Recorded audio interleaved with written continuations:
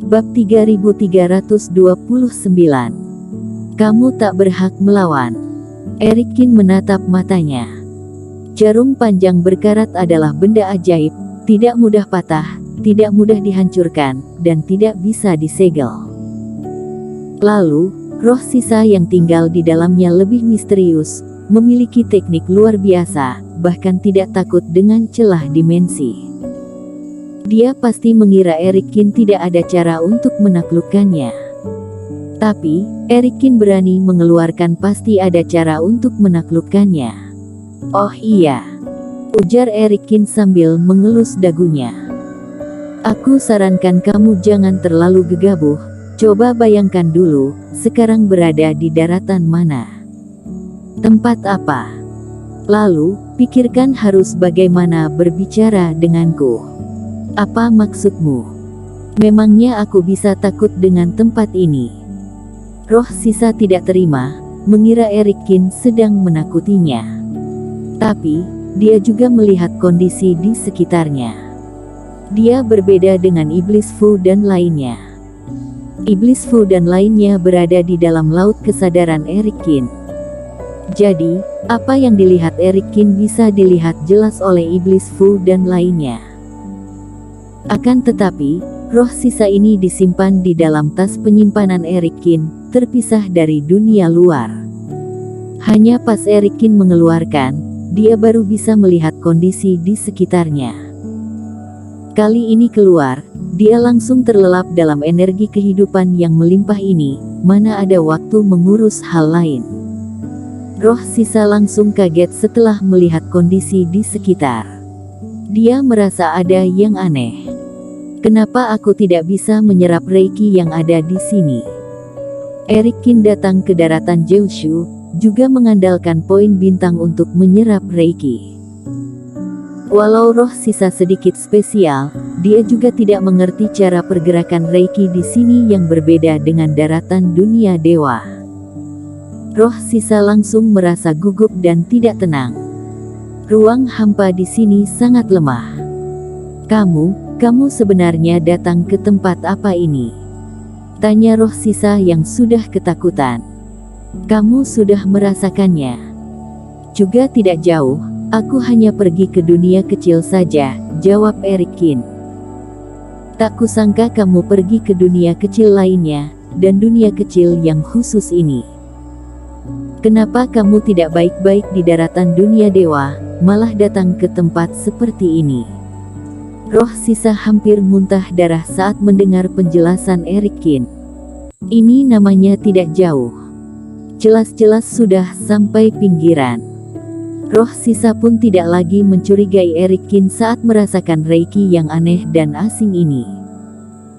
Kamu barulah fase penilaian satu penurunan, tidak baik-baik tinggal di daratan dunia dewa, malah datang mencari tantangan di dunia kecil seperti ini. Apa kamu tidak takut mati?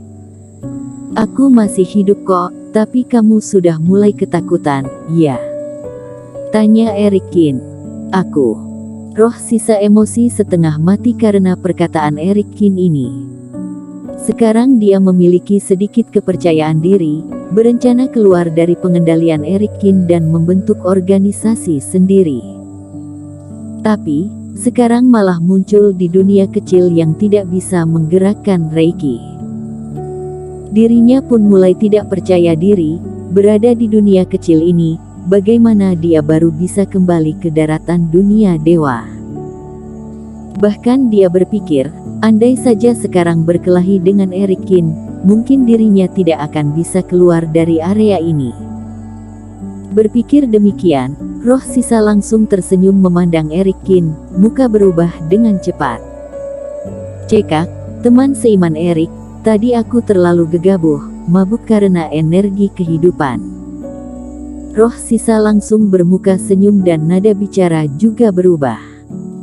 Tapi, aku menyerap energi kehidupan juga berguna bagimu. Aku berharap teman seiman Erik bisa mengampuniku atas kecerobohanku tadi. Tentu saja, siapapun pasti tidak senang, cibir Erikin. Sekarang, kamu ada dua pilihan, menyerahkan 70% energi kehidupan, maka aku akan menganggap tidak ada hal yang terjadi tadi. Kedua, kita berpisah saja langsung. Jangan. Roh sisa langsung panik. Dia tidak suka dengan dua pilihan ini. Andai saja Erikin meninggalkan dia di sini, maka dia tidak akan bisa keluar. Sekarang dia berada di dunia kecil, bagaimana kondisi dia juga tidak tahu. Berada di sini sama dengan menunggu mati. Teman seiman Erik, aku memang bersalah, tapi sebelumnya kita sudah sepakat 50-50. Bagaimana 60% saja? Roh sisa masih terus tawar-menawar. Kamu di sini saja, sampai jumpa, ujar Erikin sambil melambaikan tangan. Jangan. Baik, aku setuju. Roh sisa menggertak-gertakkan giginya dan emosi setengah mati. Awalnya dia ingin memakan semua energi kehidupan ini sebagai modal dia berkembang di daratan dunia dewa. Tapi, karena kondisi mendadak ini, dia malah muncul di dunia kecil yang tidak bisa sembarangan menggerakkan Reiki. Sekarang harus menyerahkan 70% energi kehidupan, maka yang tersisa untuknya tidaklah banyak. Akan tetapi, roh sisa adalah orang yang bisa membaca kondisi. Kamu tunggu saja. Suatu hari aku pulih kembali, kamu adalah orang pertama yang aku bunuh. Tidak memurnikanmu menjadi pupet, agar 100.000 tahun menjadi budakku, hidup sangat menderita. Semua ini adalah energi kehidupan yang susah payah dimurnikan olehnya, sekarang harus diserahkan pada Erikin. Roh sisa merasa jantungnya sedang meneteskan darah, terus mengutuk Erikin dalam hati, tapi senyuman di wajahnya tidak berubah. Dia pun menyerahkan seluruh energi kehidupan kepada Erikin. Setelah semua ini selesai, Erikin mengulurkan tangan, roh sisa pun terbang ke telapak tangannya dengan patuh. Lain kali bukan dalam kondisi genting, jangan menggunakan bocah kecil ini lagi. Erikin menyimpan jarum panjang ke dalam tas penyimpanan. Dia juga sadar roh sisa yang ada di dalamnya pasti akan memberontak jika terus menggunakan jarum panjang. Tapi, hari ini dia sudah berkata jujur, semua kondisi pun diketahui dengan jelas. Roh sisa tidak berani berlagak di daratan Jiushu ini. Terutama di area pusat tanah berbahaya Guzong. Andai saja roh sisa memberontak, dia akan mengusir dia ke sini, maka seumur hidup jangan harap bisa keluar dari sini. Kemudian, Erikin berpikir sejenak, memasukkan tas penyimpanan ke dalam cincin penyimpanan. Tas penyimpanan daratan dunia dewa tidak bisa saling menyimpan, tapi cincin penyimpanan ini berasal dari bintang biru, bisa menyimpan benda pusaka daratan dunia dewa. Setelah dimasukkan ke dalam cincin, Erikin melempar benda ini ke dalam dimensi permata. Sebelumnya dia pernah mencoba, jarum panjang ini tidak takut dengan celah dimensi, bahkan bisa melintas secara bebas leluasa di dimensi. Satu lapis tas penyimpanan, ditambah satu lapis cincin penyimpanan, dan ditambah dimensi permata. Dia mau kabur diam-diam juga sangat sulit. Roh sisa yang terkurung ini, juga diam-diam melihat kondisi di sekitarnya sekarang, ekspresi sangat jelek. Bocah sialan ini terlalu waspada. Aku merasa jarak dengan dunia luar sangat buram, dia seharusnya mengurung aku di atas 2 lapis. Awalnya roh sisa masih ingin mencari kesempatan untuk kabur, lalu membunuh Erikin. Dia menyadari, Erikin terlalu waspada padanya.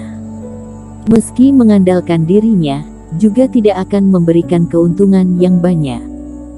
Jika terus berada di sisi Erikin, dia tidak ada kesempatan memulihkan kekuatannya. Alhasil dia baru memberontak, Erikin langsung mulai waspada. Begitu banyak lapis dimensi, meski berhasil keluar, juga akan menguras banyak tenaga, tidak setimpal dengan hasil yang didapat. Tapi, dia sering mengalami cobaan, Suatu hari pasti memerlukan bantuanku. Bersambung.